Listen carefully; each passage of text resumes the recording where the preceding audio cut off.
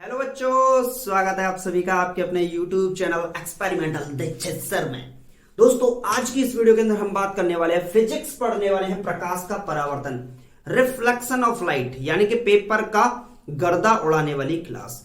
अगर आप 10th class के स्टूडेंट हैं, 12th क्लास के स्टूडेंट हैं, तो आपके लिए ये वीडियो रामबाण साबित होने वाली है। यूपी बोर्ड के स्टूडेंट के लिए 4 से 5 नंबर का छाप के ले लो भैया, इसमें से पेपर में फंसेगा ही फंसेगा। और हां, हौसला रख, तेरा वक्त भी आएगा। हौसला रख, तेरा वक्त भी आएगा, खुशी भी मिलेगी और मंजिल से मिलने का मजा भी आएगा। सब्र रख, तेरी कदर उसे वक्त बताएगा। तो गाइस, आज की इस वीडियो को अंदर हम स्टार्ट करते हैं, रिफ्लेक्शन ऑफ लाइट, यानी कि प्रकाश का परावर्तन। चलिए तो स्टार्ट करते हैं आज की इस वीडियो को। सबसे पहले बात करते हैं प्रकाश होता क्या है। देखिए, यूपी बोर्ड, सीबीएसई बोर्ड, दोनों बोर्ड के लिए 10th क्लास के स्टूडेंट के लिए मैंने फिजिक्स स्टार्ट कर दी है। अपने सभी दोस्तों को बता दीजिए आखिरकार ये प्रकाश होता क्या है भैया, यानी कि ये लाइट क्या है जिसको हम पढ़ रहे हैं। प्रकाश क्या होता है? प्रकाश क्या होता है, जैसे आपने देखा होगा कमरा, जैसे एक रूम है, कमरा है, कमरे में अंधेरा है, क्या हमें वस्तुएं दिखाई देती हैं? नहीं देती। आंख तो हमारी तब भी है ना, आंख है, लेकिन हमें वस्तुएं फिर भी दिखाई नहीं देती। इसका कारण क्या है? उस कमरे के अंदर क्या नहीं है? प्रकाश नहीं है। मैंने क्या किया इस रूम के अंदर एक मोमबत्ती जला दी। क्या जला दी? मोमबत्ती जला दी। या फिर मैंने कोई बल्ब वगैरह जला दिया, चलिए बल्ब जला दिया, ठीक।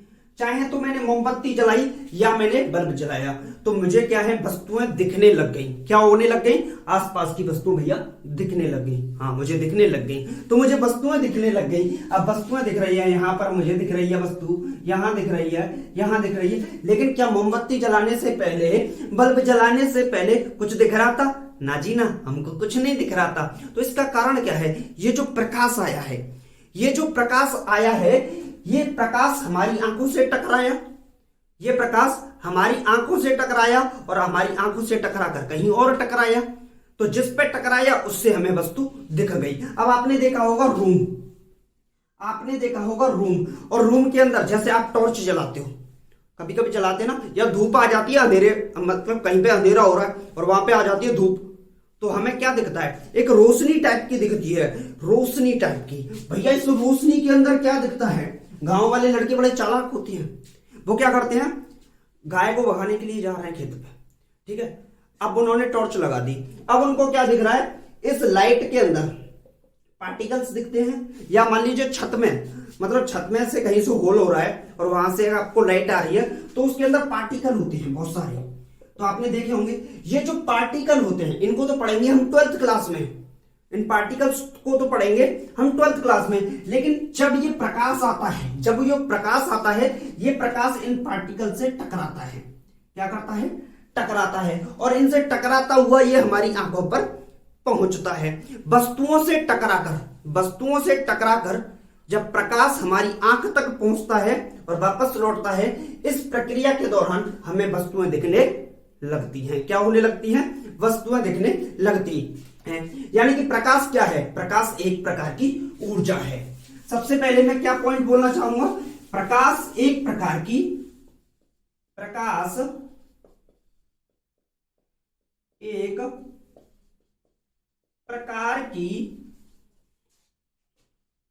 ऊर्जा है। अब देखिए, स्टार्ट कर रहा हूं तो बिल्कुल बेसिक से कर रहा हूं, ऐसा समझ के कर रहा हूं आज से पहले कभी तुमने फिजिक्स पढ़ी ही नहीं होगी।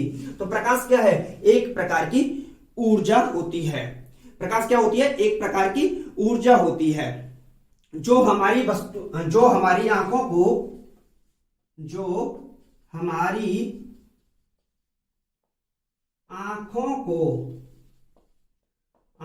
को संवेदित करती है। क्या करती है भैया? संवेदित करती है, या फिर वस्तुओं को दिखाने में सहायक होती है। क्या कहलाती है? प्रकाश कहलाता है। क्या कहलाता है? प्रकाश कहलाता है। आज की इस वीडियो में 2 नंबर का एक क्वेश्चन आपको देके जाऊंगा। अगर आप यूपी बोर्ड के 10th क्लास के स्टूडेंट है, सीबीएसई बोर्ड के हैं, एक क्वेश्चन आपको 2 नंबर का फंसेगा पेपर में।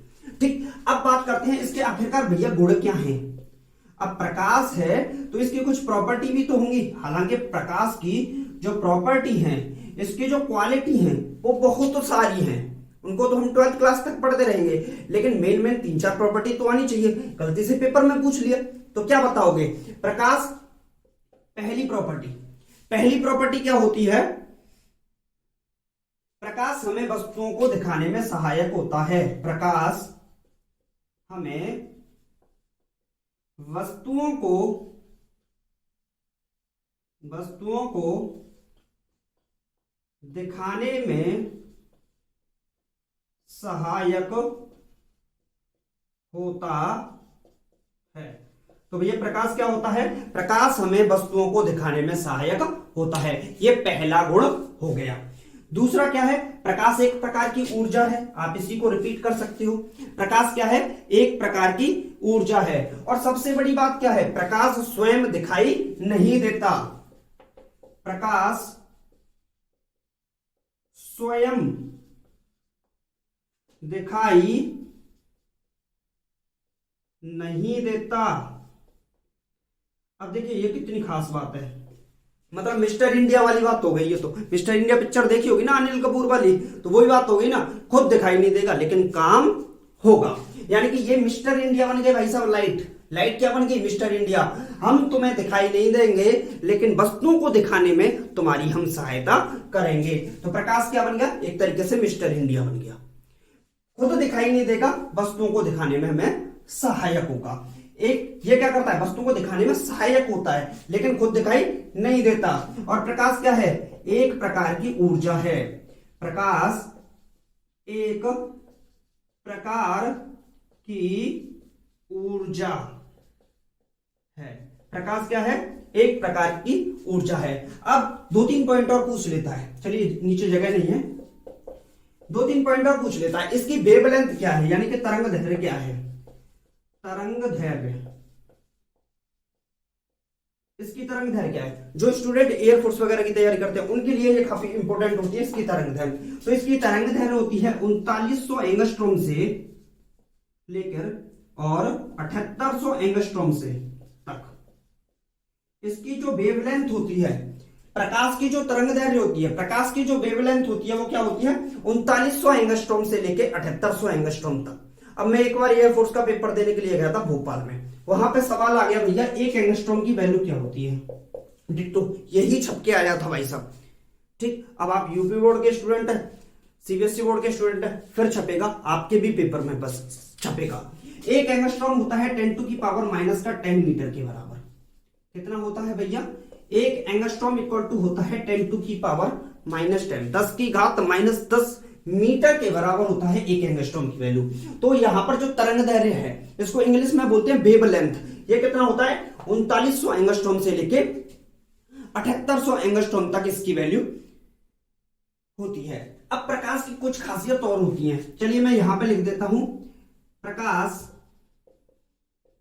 विद्युत चुंबकीय तरंगों के रूप में चलता है। प्रकाश किसके रूप में चलता है? विद्युत चुंबकीय तरंग। विद्युत चुंबकीय तरंग, इलेक्ट्रिक मैग्नेटिक वेव्स के मान, इलेक्ट्रोमैग्नेटिक वेव्स के रूप में प्रकाश क्या है? चलता है। और इसकी तरंग दैर्घ्य पता चल गई। अब एक क्वेश्चन इससे प्रॉपर्टी से एक जरूर पूछता है, प्रकाश की निर्वात में चाल। प्रकाश की निर्वात में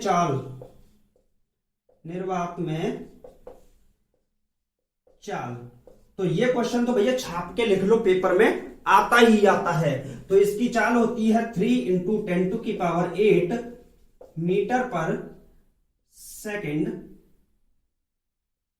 पर सेकेंड स्क्वायर। क्या होती है? इसकी चाल होती है 3 × 10⁸ मीटर पर सेकेंड स्क्वायर। इसकी चाल होती, सॉरी मीटर पर सेकेंड होती है, स्क्वायर कहां से आ गया? मीटर पर सेकंड होती है किसकी चाल? प्रकाश की चाल होती है। कहां पर? निर्वात में होती है। अब इससे रिलेटेड कुछ क्वेश्चन और पूछेगा, वो भी मैं आपको बतला देता हूं। चलिए, अब इसके बाद जो क्वेश्चन बनता है, ये तो मैंने प्रकाश के बारे में, प्रकाश के गुणों को बताया। यहां से पेपर में छपेगा भैया, आप लोग पढ़ लीजिएगा और हाँ, अपने दोस्तों के साथ शेयर जरूर कीजिएगा। ठीक, अब आता है प्रकाश के परावर्तन के नियम। प्रकाश का परावर्तन क्या होता है? प्रकाश का परावर्तन, रिफ्लेक्शन ऑफ लाइट। प्रकाश का परावर्तन क्या होता है? प्रकाश का परावर्तन समझिए। मान लीजिए ये कोई चिकना तल है। क्या है? चिकना तल। मेरे से सीधी लाइन नहीं बनी, कोई बात नहीं, लेकिन ये मान लीजिए चिकना तल है और मान लीजिए ये क्या है? एक शीशा है। मैंने इसके पीछे कलई कर दी। कलई का मतलब जानते हो? पेंट कर दिया। क्या कर दिया? पेंट। भैया ये क्या था? एक शीशा था, लेड था, मैंने पीछे एक साइड में कलई कर दी। अब क्या होगा? यहां पर है सूरज देवता।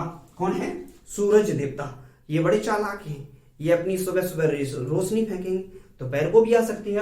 अब इनकी रोशनी आती है,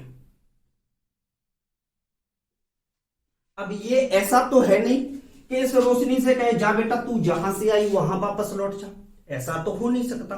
तो ये रोशनी कहां जाएगी? ये रोशनी जाएगी इस साइड में। कहां जाएगी? इस साइड में। आई कहां से थी? यहां से आई थी और चली कहां गई? यहां चली गई। बोलो कोई दिक्कत?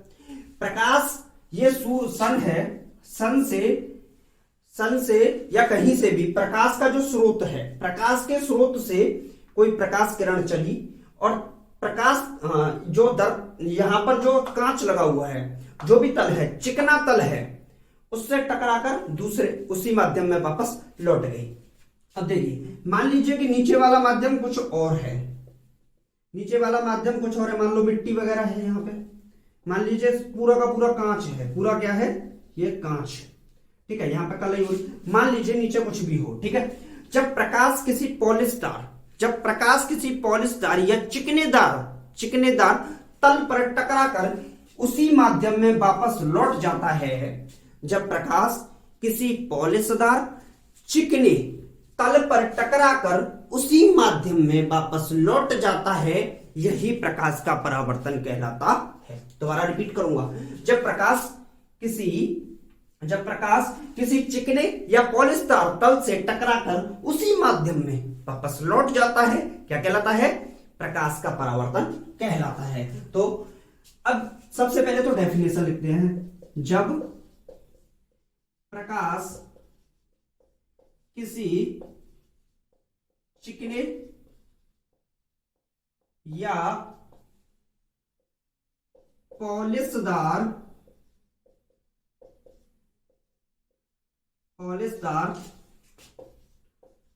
तल से टकराकर वापस लौट जाता है, तो वह प्रकाश का परावर्तन यानी कि रिफ्लेक्शन ऑफ लाइट कहलाता है।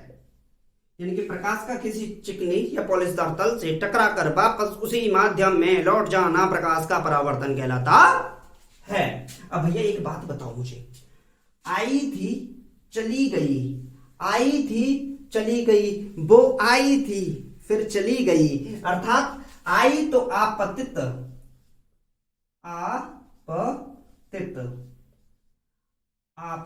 किरण, इसको बोलेंगे आपतित किरण। आई थी तो आपतित, चली गई तो परावर्तित, क्या होगी? परावर्तित किरण। आने वाली आपतित किरण और जाने वाली परावर्तित किरण। अब हम कैसे बोलेंगे?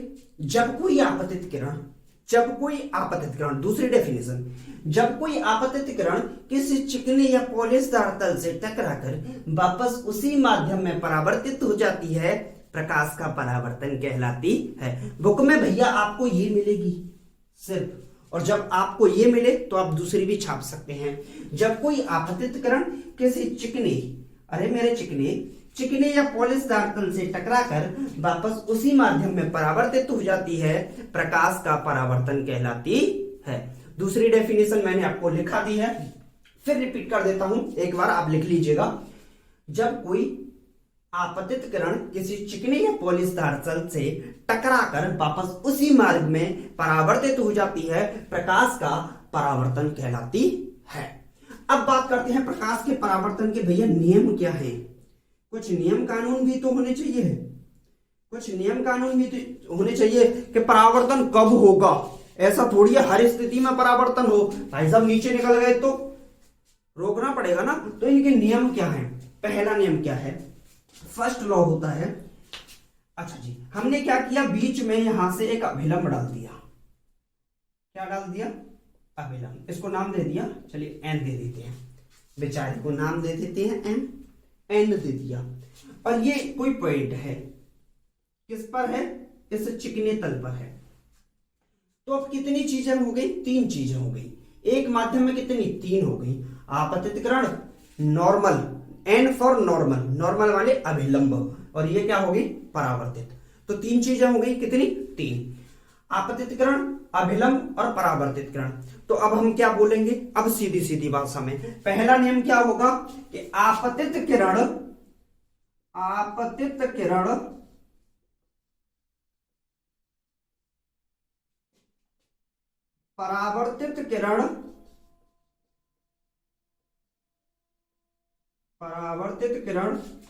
तथा अभिलंब आपतित किरण, परावर्तित किरण तथा अभिलंब तीनों एक ही तल में होते हैं। तीनों एक ही तल में होते हैं। कंप्यूटर में से चेक कीजिए पूरा आ रहा है कि नहीं। हाँ जी, तो देखिए आपतित किरण, परावर्तित किरण और अभिलंब। भैया आपतित किरण कौन सी है, ये। परावर्तित किरण कौन सी है, ये। अभिलंब कौन सा है, ये। एक बात बताइए, तीनों एक ही तल पे है कि नहीं, एक ही तल पर है। एक ही माध्यम में है कि नहीं, भैया एक ही माध्यम है। तो हम बोल सकते हैं आपतित किरण, परावर्तित किरण, अभिलंब तीनों एक ही तल में होते हैं भैया। सीधी सीधी बात है। अब इसका दूसरा नियम क्या है, कंप्यूटर में से चेक कीजिएगा प्लीज। हाँ जी, तो यहां पर दूसरा नियम क्या है, दूसरा नियम होता है, अब आपतित है, क्या है भैया, आपतित है, क्या है, आपतित है, तो कुछ कोण भी तो बना रही है अभिलंब के साथ। दिल लगी, दिल को लगी, तो ऐसे ही तो लगाएगा, दिल लगी, दिल को लगी। तो भैया आपतित किरण अभिलंब के साथ दिल लगा दिया, तो यानी कि आई, आपतित आई, तो आई बन गया। परावर्तित यानी कि आर बन गया। बस समझ में आ रही है कि नहीं। आपतित आई, परावर्तित हो गई, आर बन गया। यानी कि इसको बोलेंगे हम आपतन कोण। क्या बोलेंगे भैया, आपतन कोण। और इसको क्या बोलेंगे, परावर्तन कोण। परावर्तन कोण। अब हम क्या बोलेंगे, हम सीधा दूसरा नियम क्या बन गया, आपतन कोण का मान परावर्तन कोण के बराबर होता है। आपतन कोण का मान परावर्तन कोण के बराबर हो सकता है। तो हम लिख सकते हैं angle i equal to angle r. लिख सकते हैं कि नहीं, angle i equal to angle r. बात समझ में आया कि नहीं। तो यानी कि आपतन कोण का मान परावर्तन कोण के बराबर होता है। तो इसमें 2 नियम निकले, आपतित किरण, परावर्तित किरण, अभिलंब तीनों एक ही तल में। दूसरा क्या है, आपतन कोण, परावर्तन कोण का मान बराबर होता है। तो अभी तक मैंने सिर्फ आपको क्या पढ़ाया, हमने पढ़ाया सिर्फ आपको रिफ्लेक्शन ऑफ लाइट, प्रकाश का परावर्तन। ज्यादा कुछ नहीं पढ़ाया, बस मतलब छोटा सा पार्ट पढ़ाया है। अभी तो फिजिक्स को उंगलियों पर, अगर हाई स्कूल की फिजिक्स लगानी है, 12th की फिजिक्स लगानी है, तो बस चैनल को सब्सक्राइब कर दीजिएगा। बाकी जिम्मेदारी तो मेरी है, बस आप रेगुलर बेस पर उस माँ को, जिस माँ को आपने सपना दिखाया है कि माँ तू सपने बड़े देख, पूरा करने की जिम्मेदारी हमारी है। आपने जिस माँ को सपना दिखाया है 84% का, 90% का, 92% का, तो आप चैनल को सब्सक्राइब करके डेली एक वीडियो को 3-3 बार देखिए। जब तक समझ में ना आए कमेंट बॉक्स में लिखिए, हम जवाब देंगे। ठीक, तो ये परावर्तन कोण के बारे में मैंने आपको कंप्लीट बता दी। नेक्स्ट वीडियो के अंदर फिर डिस्कस करेंगे। और एक शायरी तो हो जाए ना, बिल्कुल होगी भैया, बिल्कुल होगी। तो एक शायरी, खड़ा कर रहा हूं अपनी किस्मत मेहनत के दम पर, खड़ा कर रहा हूं अपनी किस्मत मेहनत के दम पर, अब यह कोई मजबूरी नहीं, भरोसा कर लिया है खुद पर, सच कहूं तो अब मंजिल दूर नहीं। Salute, thank you.